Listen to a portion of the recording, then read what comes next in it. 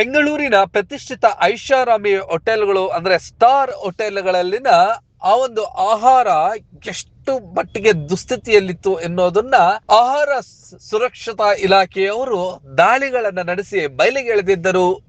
ಇದೀಗ ಆರೋಗ್ಯ ಸಚಿವರಾದಂತಹ ಯುಟಿ ಖಾದರ್ ರವರ ಮಾರ್ಗದರ್ಶನದ ಮೇಲೆ ರಾಜ್ಯ ಸರ್ಕಾರದ ಅತ್ಯಂತ ಮಹತ್ವಾಕಾಂಕ್ಷೆ ಯೋಜನೆಗಳ ಪೈಕಿ ಒಂದಾಗಿರುವಂತಹ ಇಂದಿರಾ ಕ್ಯಾಂಟೀನ್ಗಳ ಮೇಲೂ ಕೂಡ ದಾಳಿ ನಡೆಸಿದ್ದಾರೆ.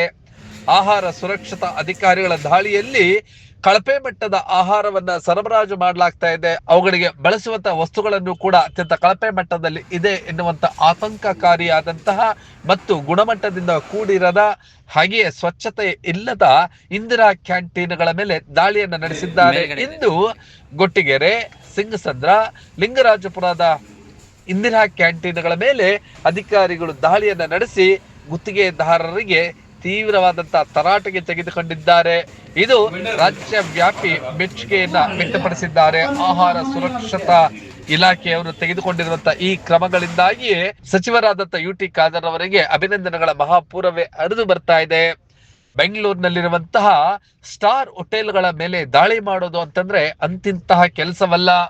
ಎಲ್ಲ ಪ್ರಭಾವಿಗಳೇ ಆಗಿರೋದ್ರಿಂದ 10 ವರ್ಷಗಳಿಂದಲೂ ಕೂಡ ಈ ಒಂದು ವ್ಯವಸ್ಥಿತವಾಗಿ ವ್ಯವಹಾರ ಮಾಡಿಕೊಂಡು ಬಂದಿದ್ದಂತ ಐಷಾರಾಮಿ ಸ್ಟಾರ್ ಹೋಟೆಲ್ನ ಮಾಲೀಕರ ಚಳಿ ಬಿಡಿಸಿದ್ದಾರೆ. ಅಲ್ಲಿ ಯಾವುದೇ ರೀತಿಯಾದಂತಹ ಸುರಕ್ಷತೆ ಇಲ್ಲ. 1 ವರ್ಷಕ್ಕೂ ಮೇಲ್ಪಟ್ಟಂತ ಮಾಂಸ, ಚಿಕನ್ ಹಾಗೆಯೇ ಇತರೆ ಪದಾರ್ಥಗಳನ್ನ ಅಡಿಗೆಗೆ ಬಳಸುವಂತಹ ಪದಾರ್ಥಗಳು ಅತ್ಯಂತ ಕಳಪೆ ಮಟ್ಟವು ಅಂತೇಳಿ ಜಗಜ್ಜಾಹೀರಾಗಿತ್ತು. ಈಗ ಇಂದಿರಾ ಕ್ಯಾಂಟೀನ್ಗಳ ಮೇಲೂ ಕೂಡ ದಾಳಿಯನ್ನ ನಡೆಸಿ ಈಗ ಅಲ್ಲಿನ ಅವ್ಯವಸ್ಥೆಯನ್ನು ಕೂಡ ತೆರೆದಿಟ್ಟಿದ್ದಾರೆ. ಮುಂದಿನ ದಿನಗಳಲ್ಲಿ ಈ ಒಂದು ವ್ಯವಸ್ಥೆ ಸರಿಯಾಗಬೇಕು ಅಂದ್ರೆ ಅಧಿಕಾರಿಗಳು ಒಂದಷ್ಟು ಚಳಿ ಬಿಟ್ಟು ಆಹಾರ ಸುರಕ್ಷತಾ ಇಲಾಖೆಯ ಅಧಿಕಾರಿಗಳು ಇದ್ದಾರೋ ಇಲ್ಲವೋ ಎಲ್ಲರೂ ಮರ್ತೇ ಬಿಟ್ಟಿದ್ರು. ಈಗ ಈ ದಾಳಿಗಳಿಂದಾಗಿ ಮತ್ತೊಮ್ಮೆ ಇಲಾಖೆಯ ಅಧಿಕಾರಿಗಳಿದ್ದಾರೆ, ಯಾವಾಗ ಬೇಕಿದ್ರು ಕೂಡ ದಾಳಿಗಳನ್ನ ನಡೆಸಬಹುದು ಎನ್ನುವಂಥದ್ದಕ್ಕೆ ಇದು ಸಾಕ್ಷಿಯಾಗಿದೆ. ಈ ರೀತಿಯಾದಂತಹ ದಿಟ್ಟ ಕ್ರಮಗಳು ಮುಂದಿನ ದಿನಗಳಲ್ಲಿ ಯಾವುದೇ ಪ್ರಭಾವಕ್ಕೆ ಒತ್ತಡಗಳಿಗೆ ಮಣಿಯದೆ ಸಚಿವರು ಮುಂದುವರಿಸ್ತಾರಾ ಅಥವಾ ಇಲಾಖೆಯ ಅಧಿಕಾರಿಗಳು ಇಷ್ಟು ವರ್ಷ ಅವ್ರಿಗೆ ಗೊತ್ತಿರ್ಲಿಲ್ವಾ? ಖಂಡಿತವಾಗ್ಲೂ ಗೊತ್ತಿತ್ತು. ಇದೆಲ್ಲವೂ ಕೂಡ ಅಡ್ಜಸ್ಟ್ಮೆಂಟ್ ಆಗಿತ್ತು. ಈಗ ಯುಟಿ ಖಾದರ್ ಅವರಿಗೆ ಅಂತಹ ಅಧಿಕಾರಿಗಳಿಗೆ ಚಳಿ ಬಿಡಿಸ್ತಾ ಇದ್ದಾರಾ? ಸ್ಟಾರ್ ಹೋಟೆಲ್ಗಳಲ್ಲಿ ಕಳಪೆ ಗುಣಮಟ್ಟದ ಆಹಾರವನ್ನ ಸರಬರಾಜು ಮಾಡ್ತಾ ಇದ್ದಿದ್ದು ಆಹಾರ ಸುರಕ್ಷತಾ ಇಲಾಖೆಯ ಅಧಿಕಾರಿಗಳಿಗೂ ಕೂಡ ಗೊತ್ತಿತ್ತು. ಅದೆಲ್ಲವೂ ಕೂಡ ಅಡ್ಜಸ್ಟ್ಮೆಂಟ್ ಆಗಿತ್ತು.